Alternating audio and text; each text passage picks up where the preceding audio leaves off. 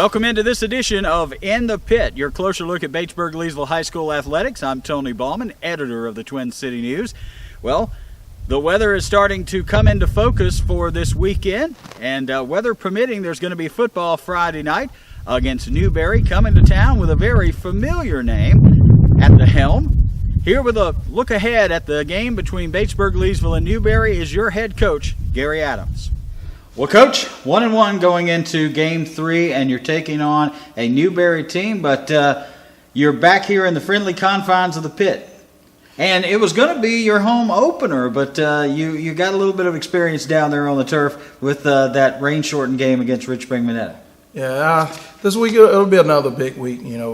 This week we are playing Coach Phil Strickland, who coached me. I respect him a lot. Great guy.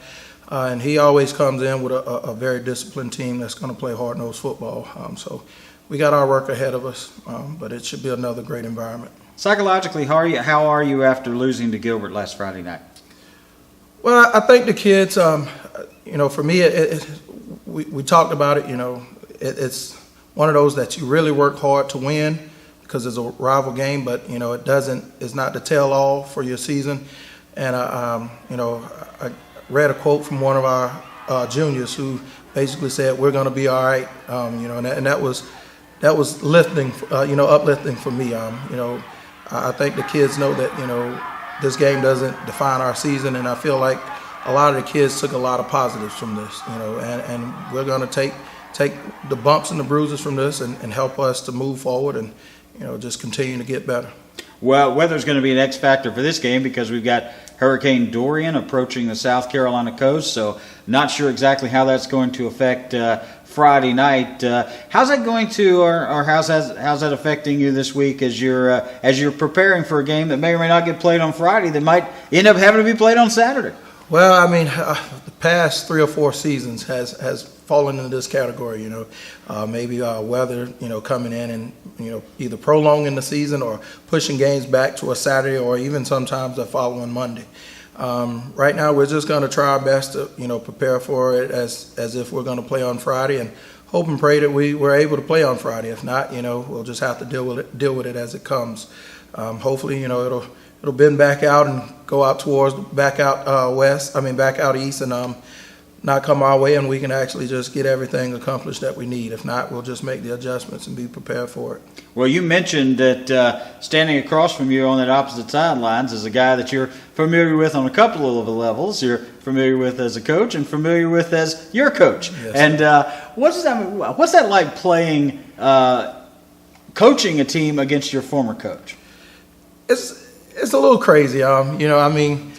When I played for Coach Strickland, he's intense. And I love playing for him. Like I said before, he's a great guy.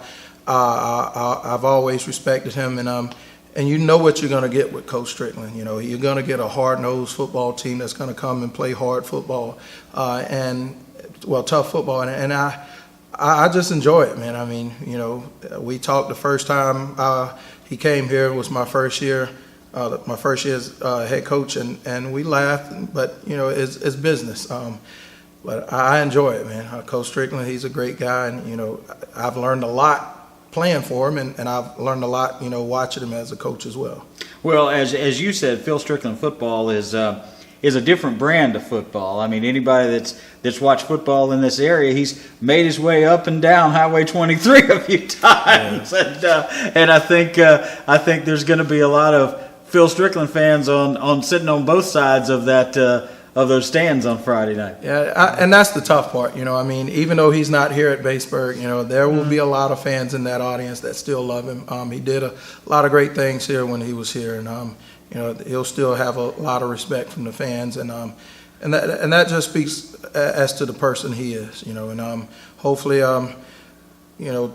30 years from now or 20 years from now, I can come back to the stadium and still have that same welcoming. But he's a great guy, and the community still loves him. Well, I would think that a win against Newberry on Friday would earn you a measure of respect, because this is a team and this is a program that's in the process of earning and building respect this year.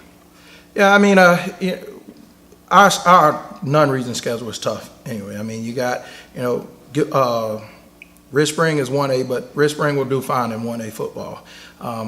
Then you get Gilbert 3A. They've had some success, and then you come into Newberry, who's 3A, and Strickland has done a great job pretty much everywhere he has been. And then you go into Mid Carolina, another 3A school, and then you finish off the non-region with a 5A with Lexington. So we created this schedule to make us a tougher team preparing for our region. We play in a very tough region, and we're hoping our first 5 will prepare us for our next 5, and those first 10 will prepare us for a long road in the playoffs. So we look forward to playing tough schedules. Well, as tough as those first 5 opponents are too, one of the things you got to guard against is injuries. Injury report for the Panthers.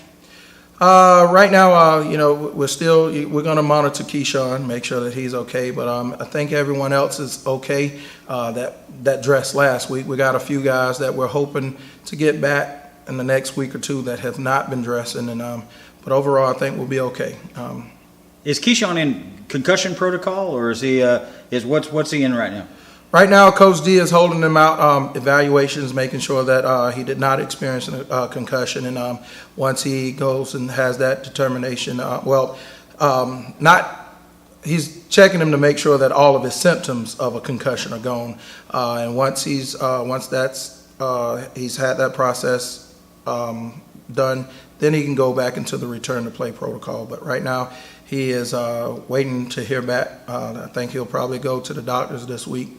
And then after he is headache-free, I guess the next step would be to return to play, which is sometimes can take a few days, several days to possibly several weeks, depending on what the headaches are like. Well, I mean, for a kid who wants to win as much as he does, this is going to be a difficult time for him, no doubt, because to not be out there and in the fight, particularly in this game and in the games that are coming up, the marquee games that are coming up on the non-region, that's the quicker he can get back in the purple is going to be better for his psyche.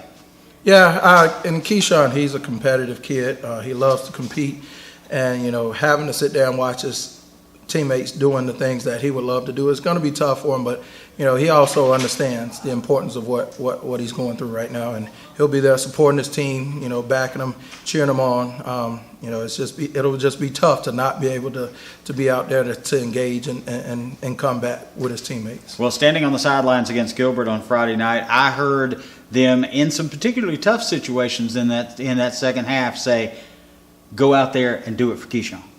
So he's there. And that speaks a lot of the team unity we have this year.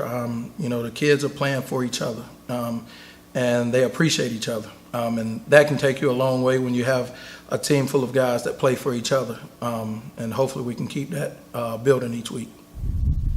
Coach Gary Adams with the preview of this coming Friday night's scheduled game against Newberry here at home at the Pit.